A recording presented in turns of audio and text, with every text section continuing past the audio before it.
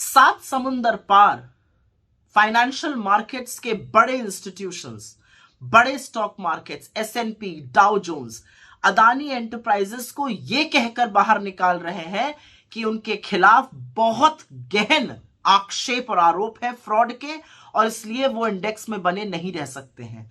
सात समुंदर पार जो जॉनसन एलारा कैपिटल के डायरेक्टर थे, जिन्होंने अडानी के एफपीओ में पैसा लगाया था और पूर्व यूके के प्रधानमंत्री बोरिस जॉनसन के भाई हैं, उनको अपने पद से, डायरेक्टर थे एलारा कैपिटल में, उनको अपने पद से रिजाइन करना पड़ा। लेकिन हिंदुस्तान में सात समुंदर पार इंस्टीट्यूशंस जो हैं आक्षेपों को लेकर चिंतित हैं और एक्ट कर रहे हैं, लेकिन हिंदुस्तान में ऐसा लग रहा है मानो जी कुछ हुआ ही ना हो। सेबी से एक शब्द सुनाई नहीं देता है। कहां है एसएफआईओ, कहां है आरओसी, कहां है ministry of corporate affairs. Government of India तो ऐसे बर्ताव कर रही है शुतुरमुर्ग की तरह कि उन्होंने जमीन के नीचे सर कर लिया है और मानो कुछ हुआ ही ना हो। तो असलियत यह है कि अडानी जी जो हैं वो सबको ले डूब रहे हैं। कैपिटल मार्केट्स में, मतलब दलाल स्ट्रीट पर 15 लाख करोड़ का नुकसान हुआ है 24 जनवरी से आज तक। 15 लाख करोड़ डूबे हैं। 10 लाख करोड़ अडानी जी के डूबे हैं, लेकिन 5 लाख करोड़ उन रिटेल इन्वेस्टर्स के डूबे हैं जिन्होंने इस विश्वास से पैसा मार्केट में लगाया था कि वो मार्केट के चलते बढ़ेगा, पर उनको भी झेलना पड़। उनका अडानी से कोई लेना देना नहीं है।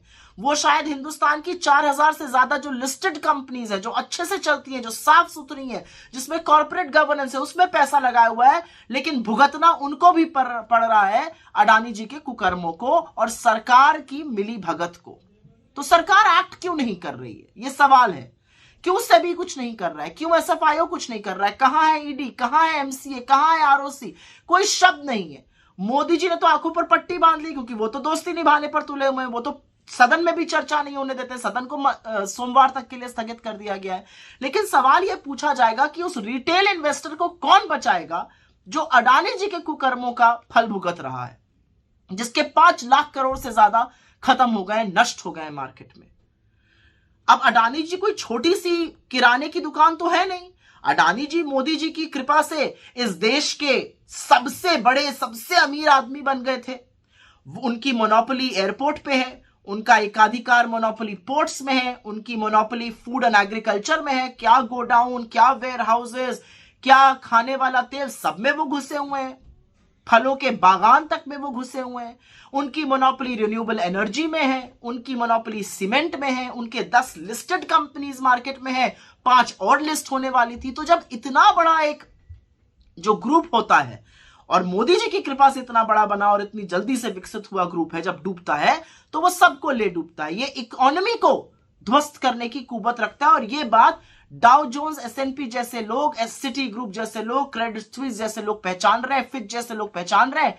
लेकिन हमारी सरकार जो है वो आंख पर पट्टी बांधे हुए और मुंह पे दही जमाए हुए बैठी हुई है।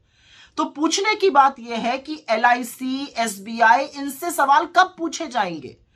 निवेशकों ने, जो policy holder, 30 crore policy holder LIC के हैं, जिन्होंने अपनी जिंदगी की गाढ़ी कमाई लगाई थी, उनको यह कह देना कि जी हम तो 20,000 पे आए थे करोड़ पे, 30,000 हो गए। जी नहीं, आपने 100 रुपए लगाए थे मार्केट में। वो 100 रुपए 10 साल पहले लगाए थे, वो 5 साल बाद 1000 रुपए हो गए, लेकिन उसके 5 साल बाद वो 200 हो गए। तो आप ये सोचकर संतुष्ट रहिएगा कि 100 रुपए 200 हो गए, या ये सोच के चिंता जताइएगा कि 1000 रुपए कैसे 200 हो गए। वही काम एलआईसी कर रहा है, जबानी जमा खर्च। एसबीआई, 45 करोड़ लोग इस विश्वास से SBI, state bank of India में अकाउंट खोलते हैं कि सरकार का बैंक है, डूबेगा नहीं, कुछ गलत काम नहीं करेगा। 81,000 करोड़ रुपए बैंकों ने कर्जा दिया है अडानी जी को, जो उनके कुल कर्जे का मात्र 38% है। और उस 38% में भी 8% तो प्राइवेट बैंक का है और 30% सरकारी बैंक का है। तो सवाल ये तो पूछना बनता है ना कि हिंदुस्तान के लोगों की गाढ़ी कमाई, टैक्स पेयर्स का पैसा, जो सरकारी संस्थाओं ने अडानी जी को भेंट स्वरूप दिया था, वो क्यों दिया था? और आज जब रिटेल निवेशक, जब छोटे छोटे निवेशकों की पूरी पूंजी ध्वस्त होती जा रही है, उड़ती जा रही है, ब्लड बाथ मचा हुआ है मार्केट में, तो सरकार क्या कर रही है? ना सदन में बहस करने की अनुमति देती है, ना जेपीसी कराती है, ना सुप्रीम कोर्ट के जज से कोई जांच कराती है। तो आंख मूंद लेने से इसका निवारण नहीं होगा मोदी जी, क्योंकि अब वक्त है मित्रता छोड़कर कर्तव्य निभाने का, और कर्तव्य आपका हिंदुस्तानियों के प्रति है, एक अडानी जी के प्रति नहीं है। ये बात 7 समुंदर पार फाइनेंशियल इंस्टीट्यूशन समझ गए, लेकिन आपकी समझ में ये बात नहीं आ रही।